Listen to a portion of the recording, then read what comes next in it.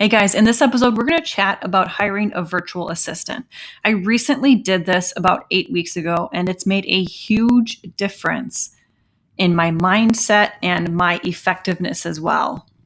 I do want to preface by saying when I was recording this episode, number one, I just recently had dental work done and it changed the position and some of my teeth. So it's going to sound a little different because I'm still getting used to speaking in with my new mouth layout, I guess you'd say.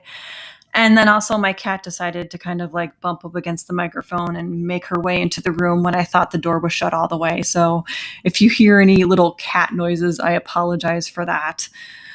But we're going to get into today's episode and we're going to find out about VAs and why I decided to hire one.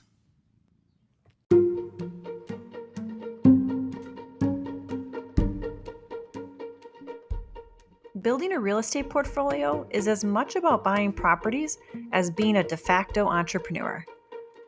I'm Karina Ufinger. I'm a multi-property investor, rental management company CEO, and also a landlord coach. I'm going to show you the systems and knowledge you need to thrive as a real estate entrepreneur.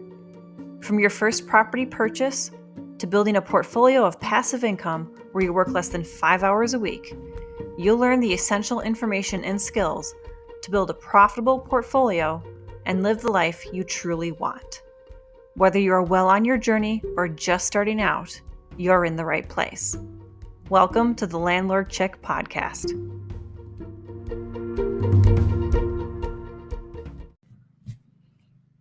So I've been interested in hiring a VA off and on for a while now. I'd say past like 2 or 3 years, I've toyed with the idea, but I never necessarily truly committed myself to it. And then I don't know what sort of created it for sure, but I had this epiphany during a conversation with my father, who is a business mentor, a landlord mentor for me. And it just suddenly like dinged, like it made sense. Like this is where I'm at in my life. I should be jumping on the virtual assistant fad and getting myself one of those. And honestly, now I've been with one for 8 weeks and I can already see the remarkable difference this has made for me in particular. One thing I don't really share with you guys is that I am horrendous with bookkeeping for my business. So basically because I monitor other people's books and bookkeeping for a living, sometimes the last thing I want to do is do more bookkeeping because that's part of what I do as a property manager is I oversee a lot of financial stuff. That's how I play into kind of the role with my team as I look at financial reports, I handle bank recs. So for that reason, sometimes my own gets pushed onto the back burner. And so it's not uncommon for me to absolutely hate my life when it comes to tax time because I'll have like 6 months of my own bank recs to do. And I'll have like so much payroll reports to enter. And I'll have all this stuff to try and get done like 6-7 months worth in honestly less than 4 weeks because the first part of my year is always taken up by getting everyone else's finances ready for their taxes. So all of our owners, things like that. So by the time I get to my own stuff to get my own taxes done, I've really got less than 4 weeks, which means that my accountant has less than 4 weeks to get this all ready to be put in and organized for our tax returns. So finally, when I was going through the process of getting stuff ready for this year, I had this epiphany a couple weeks before. And when I came to this, I'm like, you know what? I'm going to have the VA help me get caught up as well. So today in this episode, I want to talk about how a VA can help you. I want to talk about some of like the issues that people might have with hiring a VA and also talk about some of the best tips that I've found as far as like hiring your VA and finding one. So for starters, you might be wondering, what the heck can a VA do for you? If your business is local, it's in South Dakota, or you're physically in California, what exactly can a VA do for you that would really take stuff off of your hands? Well, if you're a self-managing landlord, you likely have a couple things that they can take off your hands. Now, this might not be incredibly applicable right now. Maybe you just own the one duplex, but down the road, maybe you're going to self-manage on a day-to-day basis, but eventually you want to offload the bookkeeping. A virtual assistant would be a great option for that.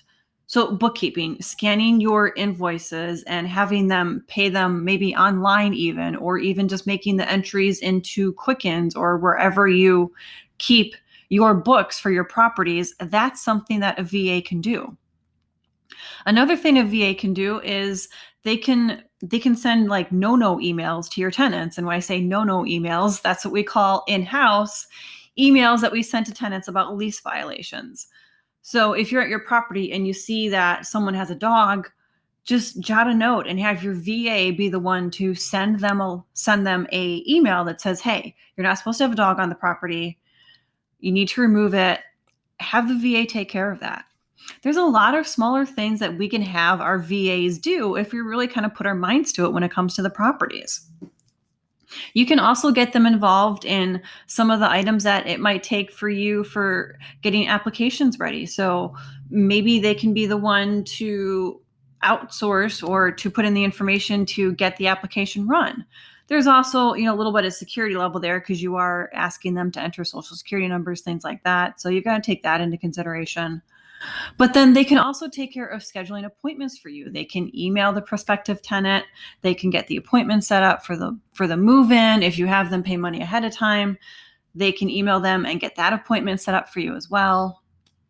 Really, the sky is the limit with what you use a VA for. To give you ideas of what I'm using the VA for, so I referenced bookkeeping. So my VA, what I do is any receipts that I have for business purchases, I write on them what general ledger or accounting category they go to. And then I scan it, I put it in a holding folder in a Google Drive, and then she goes in there weekly and enters the receipts in my bookkeeping software. Then she takes that and she puts it into its permanent folder where it actually serves for year-end filing as well. So she takes it from the holding folder and she puts it into maybe the postage folder for 2021 if I went and bought stamps. So it really is killing a couple birds with one stone. She's entering it in the system. She's also then taking care of basically my receipt filing by moving it to its permanent home. That's a huge burden right there off of me with those two things. The other thing I'm having her doing for me, and this is me specifically, I mentioned payroll reports. So that's something that, again, that's a burden that's taken off of me. I do not have to do those anymore. So whereas I'd have to enter, 26 payroll reports during a year, she now enters all of that stuff for me in the software. I don't have to worry about that. And this honestly is a huge relief for me. For what it would cost less to hire someone to do this for me, someone is taking care of it for me, and I don't have to worry about it. Now, when you do hire a VA, what I want to stress to you is that while they are not your employees, they do work for you. What this means is since they're not your employee, you can't necessarily dictate when they're going to do the work that you ask them to do. So you can't necessarily tell them to work Mondays and Wednesdays 9 to 10:30. You've got to give them the flexibility of just doing it, but you can set a goal of, or even let's just say a parameter that, hey, I want this stuff entered weekly. So every Friday, if you could please be sure and make sure that your receipts are entered so that the next week, whatever I need to do with them, maybe you have bank recs that you do or something like that, that they're entered.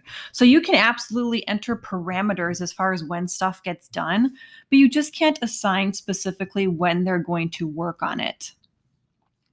The other thing with hiring a VA is that you should definitely be setting steps for the tasks. Now, if you've ever read Cash Flow Quadrant by Robert Kiyosaki, he talks about how when you're delegating a task, you aren't necessarily micromanaging it, you're just managing the outcome. What he means by this is that you are creating a procedure, but the procedure is just to ensure that the outcome is the same. Not that the steps are exactly the same as you would do it, but that the outcome is.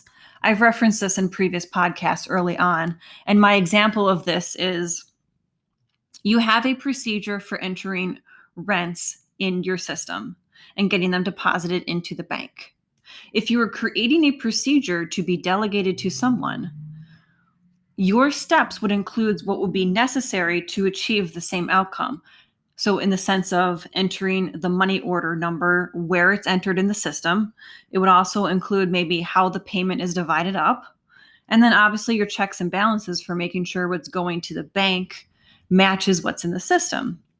What you aren't going to include in those steps is necessarily when the back of this checks get stamped. So when they get endorsed, you're probably not going to include that in there because, well, that's not necessarily something that needs to be done in order to achieve the same outcome. Those can get stamped at any time. The same thing goes for maybe filling out the deposit slip. As long as it's filled out before you go to the bank, you're going to achieve the same result. So when you're creating these procedures for your VA to follow, again, focus on achieving the same end result.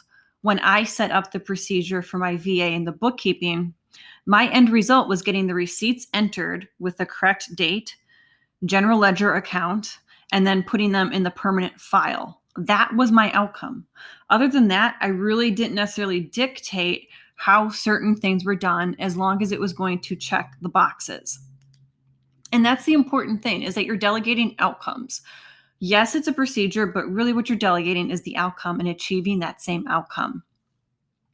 Now, as far as where you would find a VA, I know when we tend to think about VAs, we think about people that are 16, 18 hours ahead of us in a totally different time zone, totally different continent. When I hired a VA, I did not go that route. I hired someone domestically here in the United States.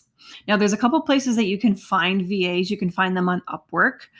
You can certainly follow like on networking groups like Alignable. You can find VAs, of course, as well on LinkedIn. You could find VAs. And of course, you can always get references from people. You never know who else has used a VA and might be a really good VA fit for you. So mine, like I said, it's domestically. She lives on the East Coast, which works great for me. There's only 1 hour time difference. So I'm not necessarily going like 12, 16 hours without some sort of like reply in the clouds, things like that. So it's really worked well for me that I've chosen someone domestically. When you hire a VA, you're going to be paying what is likely, from what I've seen, a flat fee. Now, a flat fee system works great when the work is predictable in the amount of work to be done. But at the same time, if you're hiring someone to maybe send out mailing campaigns for you as a VA, that's going to be more of an hourly task. Now, generally speaking, the reason that VAs are kind of taking off in popularity is because they are less hassle and less expensive than hiring an employee on staff. So if you think about what the going wage might be for a bookkeeper right now in your neck of the woods, of course, it's going to be completely different for me than it is for you in Washington State or you in Maine. So of course, anything I would say here would be completely superfluous. But generally speaking, it's number one, a lot less hassle because there's no unemployment. There's no workman's compensation liability insurance you have to get. And of course, then there's also this idea that because you're not paying that, you can usually get the labor a little bit cheaper than you would if you brought somebody on board.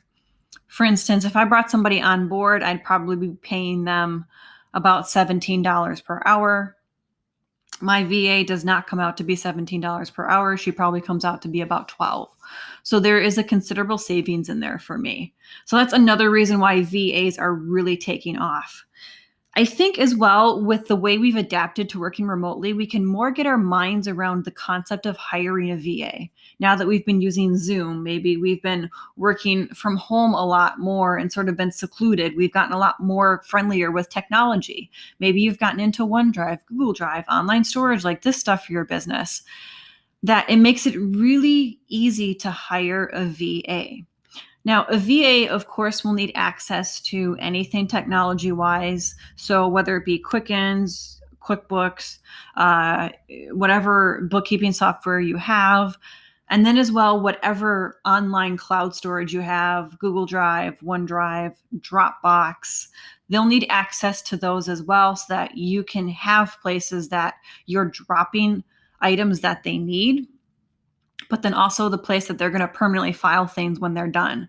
What works for me and my VA is there's a holding folder. Once something is completed, once a project or a task is completed, that document is moved from the holding folder into its permanent file folder. And that for me works because then I know when it's moved, it's done. So I just drop it into the holding folder. She can reference it there as long as she needs it. When she's done with it, she'll move it into its permanent home. The other thing about using an online VA is just be aware that sometimes when you hire them, there will be certain parameters as far as how you can contact them. And that really varies by VA. So just like you would pay for your employee's time, if you're having a phone conversation with them, you're going to pay for a phone conversation you'd have with a VA. So this is why they do have certain limitations on their communication. It's because they aren't actually your employee. So don't necessarily expect to have like a direct cell phone number to your VA. Usually I've seen email, and then I've also seen sometimes like Voxer chat or other like mobile chat options for communication. And that's really, for the most part, what you're generally going to get with your VAs. Very few VAs are actually going to give you a cell phone number for communication. And you have to look at it as, yes, it takes away a good avenue of communication, but at the same time, you do have to understand that they're not your employees and that they have to really try and limit who they're talking to just on the spur of the moment, on the fly, because then it can really sort of impede with assisting their other clients. Now, I said I've been working with a VA for about 8 weeks, and I genuinely can say that it was the best decision I've ever made, because even with the stuff that we're currently maintaining in my books, it's freed up so much time, but also headspace for me. My head feels so much less cluttered because I know that these key things are being handled by someone else. We may not think about it this way, but things that we know we have to do, even if it's not a formal to-do list, they stick in our brains. They sort of take up processing power. So for me, I saw the biggest change in how decluttered my mind was. I suddenly felt more in control of where my thought processes were going across the board. And I also felt like I had a greater handle on things that needed to be done, and I can process them better in my head. This might be one of those things that you don't quite fully understand until you actually hire a VA and maybe have those things taken off your plate. But for me, probably the biggest game changer is just having less on my mind that I have to get done. Now, of course, when you hire a VA, the VA should be hired for consistent work. This should be something you're hiring a person to take care of consistent items for you. Why do we want them to be consistent? Well, we want them to be trainable items, and most people learn things strictly by repetition of doing them. They get efficient at them the more they do them. It becomes easier for them to do it the more they do them. That's why I recommend offloading tasks that are repetitive, ones that consistently happen, because these are also the ones that take up the most of our time. So again, if we go back to some of our day-to-day operations, paying bills, doing the bookkeeping for maybe online payments that you make, that would be a huge thing that a VA could take off your plate, and it's things that are done consistently. Maybe applications and stuff aren't necessarily something that happens consistently, but there's a lot that comes with renting a unit. So if you have a lease that's just strictly fillable, meaning you put in the tenant's name and the address and move-in dates and security deposit and rent, that's something that you as well could outsource to a VA. Give them the information they need to input into that lease, have them create the lease, and send it back to you. That's another great thing that a VA can do to take off your plate. We talked about tenant relations. This would be mainly like emails, just sending emails. You'd probably have to create a separate email address for this person to use for your correspondence. But if you feel like you're going to use them for any sort of communication with your tenants, which might be a really good thing, just sending, like I talked about, the no-no emails, setting up appointments for maybe move-out inspections or lease signings or move-in inspections or move-in appointments, depending on how many appointments you have for this. That'd be another great thing to outsource to a VA. They send the email, they have your schedule, and they just kind of pick and say, okay, so 3:00 works for you on Friday. Great, I'll put you in the schedule. Jeff will meet you at the property. We'll get you all moved in. That's something that you didn't have to take care of. You could spend this time then growing your business, looking at other options, looking at other properties. One of the things my grandfather taught me very early on when I was younger was that when real estate investors become bogged down in their own day-to-day operations, they fail to have the time to work on expansion. And he saw this amongst his friends. So when he started investing in the late 1930s, it was himself and two of his firefighter friends that started investing. Now, they didn't invest together, they all invested separately. But my grandfather was able to scale much quicker than anyone else because as soon as it became plausible, he was offloading some of the repetitive bookkeeping and also repair and maintenance items so that his time was freed up to look at new properties, get financing in line for new properties, look at selling current properties at the optimal time. He could have his mind focused on the big picture. And that's really what hiring a VA does for you is it takes this smaller stuff off of your plate and it frees up your mind to focus on the bigger picture of growing your portfolio.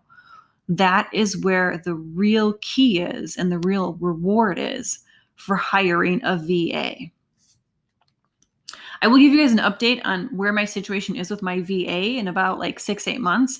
I feel like her role could easily expand over the next couple months. So if that's the case, and it becomes more of helping me with day-to-day operations of properties or properties within the company, that would be something I definitely know would be applicable to you guys that I would update you on. I hope I've given you some food for thought for VAs. If you guys have any questions about hiring a VA or anything like that, you can hit me up over on Bigger Pockets, or you can also find me over on Instagram at LandlordChick. I'm always over there. You guys have a great week, and I will see you for the next episode.